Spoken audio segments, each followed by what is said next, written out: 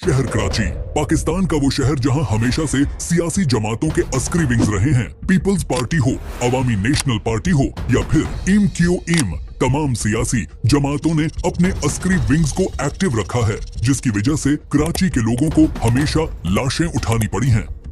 11 सितंबर 2012 कराची में भी एक 9/11 हुआ। कराची के बल्दिया टाउन की एक गारमेंट्स फैक्ट्री में तमाम वर्कर्स काम कर रहे थे।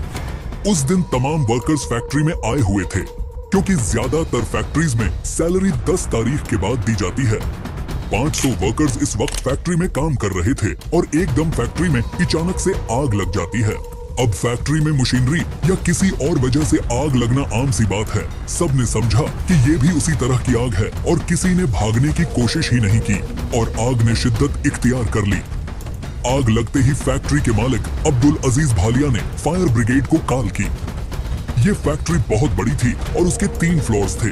आग अभी सिर्फ गोदाम में लगी थी तो वर्कर्स ने तैयारशुदा माल गोदाम से दूसरे फ्लोर्स पे शिफ्ट करना शुरू कर दिया।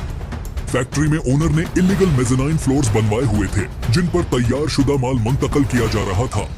फायर ब्रिगेड के आने तक आग फैक्ट्री के हर कोने में फैल गई थी और यही इलीगल स्ट्रक्चर्स आग के फैलाव का सबब बने। अब हर तरफ चीखों पुकार थी, लोग अपनी जान बचाने के लिए भाग रहे थे। हर तरफ स्मोक ही स्मोक था।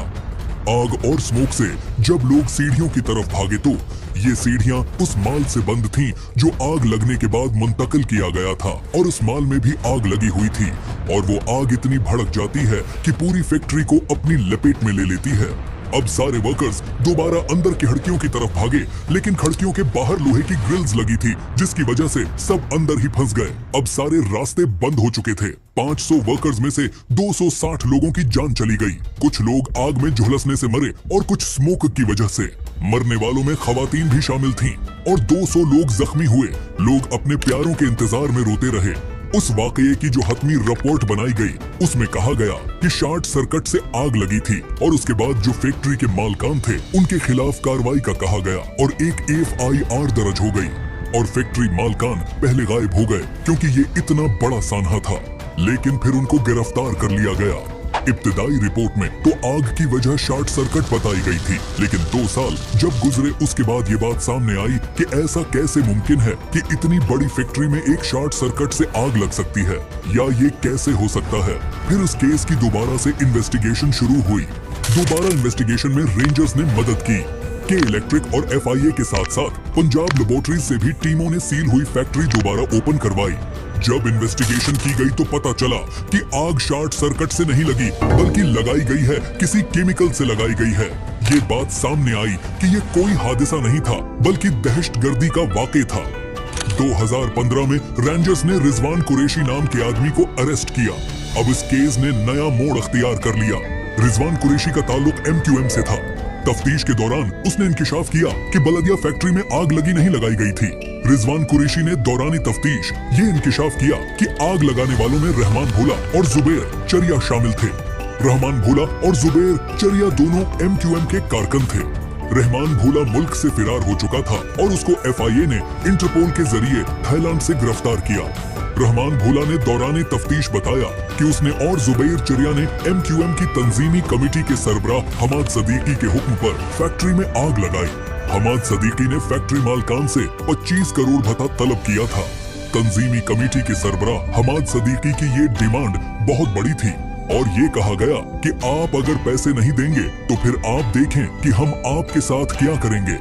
फैक्ट्री मालकान धमकियों के बाद काफी खौफजदा हो गए और उन्होंने पाकिस्तान से अपनी फैक्ट्री को श्रीलंका या बांग्लादेश शिफ्ट करने का सोच लिया था।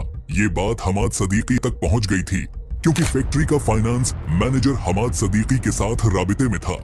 हमाद सदीकी ने फैक्ट्री मालकान से कहा कि हमें पैसे दिए बिना आप कहीं नहीं जा सकते।